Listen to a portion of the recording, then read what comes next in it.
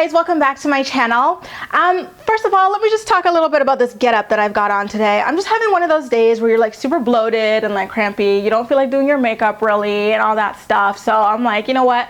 Let me slap on a sweater, put a little eyeshadow and lipstick on and film a video. I am not like full-blown glam right now, and you know what, it's fun sometimes just to be a little bit more casual with you. So here it is. Let's talk a little bit about something that's been popping up in my comment section since pretty much my first major video came out about this show. A lot of people like to ask me why I still continue to watch the show if I offer a lot of critique on, you know, the moms. And I honestly think it's actually a really good question to ask, because why would anyone watch a show that it seems like they don't like? So I guess my answer is, long story short, that the show is something that I kind of grew up with. I wasn't like a huge reality television junkie. I mean, I had like The Hills and that was about it around this time that 16 and Pregnant came out. When 16 and Pregnant came out, it was super relatable because I was in high school at the time. I don't even remember what grade, and girls were starting to get pregnant. There were two girls that I like specifically knew who got pregnant, and like they were in my grade. One of them was in my grade, the other was a grade older, but like she was still closer to people younger than her than the average senior.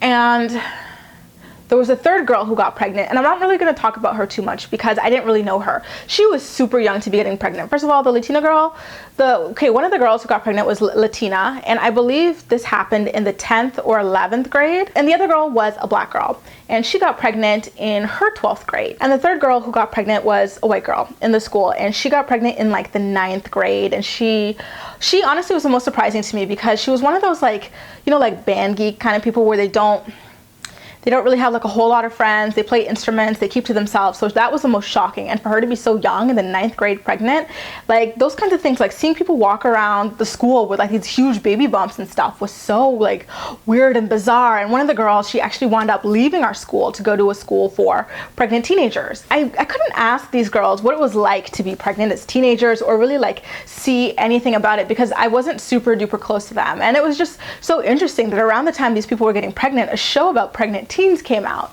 And so I remember my sister and I just watching it at home and thinking like, whoa, this is insane. It was so sad to see what the girls were going through, like socially, academically, and even relationship wise. At the end of each episode, they would try to do like a PSA to girls, like, you know what, this is so sad. It's the most miserable I've been. I don't know what I'm going to do for money for the rest of my life. I don't know if I'm going to be able to go back to school. I don't know if I'm going to be able to, like, you know, have the career I want, or if I'm going to be working a bunch of minimum wage jobs just to like put food on the table, because here I am. A lot of times they became single moms, like, you know, by the end of the episode or something like that. So, you know, it was just so interesting and so different from the typical reality show at the time, right? And then when the first season of Teen Mom came out, you really got a better sense of the girls, and all the girls seemed so like focused and determined and dedicated to succeeding in life, because at this time they weren't making big money from MTV. So like a lot of the girls were trying to go to school. They were going to like local community colleges while raising their child and like working a job or two as well. And it was just so crazy to watch them go through all of this. And I would wonder like all the time, like, wow, is this what the girls from my school are going through? Like they literally vanished when they got pregnant. And it was so weird, like to see people like here one day, gone the next, just because they're pregnant or something like that. So I was always wondering like, what's going on in their lives today? Like, where are they? And I felt like watching people on TV gave me a better idea of what people I knew in real life were going through in that similar situation. And so like honestly, even like when Teen Mom 2 came out, the first season, pretty much all the girls in both Teen Mom OG and Teen Mom 2, with the exception of Janelle, seemed like they could have put their mind to becoming like really successful later down the road in life. So I was super rooting for them and super excited for them and hoping that they'd be able to put their life back together, because like they didn't know and we didn't know as viewers that the show was going to become huge and that they would become, you know, super rich off of it. So like it was like a classic underdog thing where you really connected with the girls. And I remember just being like, wow, this is amazing. Like they're going to school, uni no less, they're working, and they're raising children, and like a lot of them are single. This is tough. I'm so glad I'm not in this situation, but it's nice to watch and really see what it's like to go through. And unfortunately, a lot of them, when the money really started rolling in, they started getting lazy, got into like plastic surgeries, substance abuse problems, and a lot of them just didn't achieve pretty much anything. None of them have a degree at this point.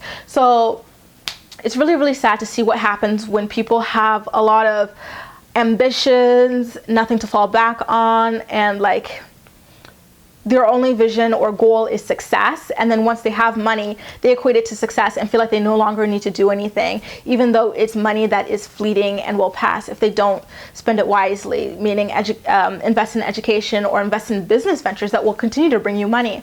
So it's just so weird watching like the difference between how they were and how they are now. Like the difference is totally night and day. So pretty much, with this being the first reality show that I watch from beginning to like end, I'm a really, really habitual person. I eat the same foods at the same restaurants. Like I walk the same route to work. I do everything like the same. So like if I decide this is going to be my habit, like every Monday I'm going to watch this, blah, blah, blah, that's going to be my habit. So like to me, like being obsessed with the show still, even though I'm super like grossly disappointed with the girls and annoyed with like a lot of their life decisions, is that I still see them as like the people who were so promising all these years ago and want them to get back to that. That's why I have so many critiques, because you see what they wanted and you're like, ooh, like if you just go back and watch the tape and see what you really wanted, you can get back to that. You know what I mean? So you know like what at their heart of hearts they want. Like even Leah, you guys, like Leah, who seems so like, I don't know like how to put it in like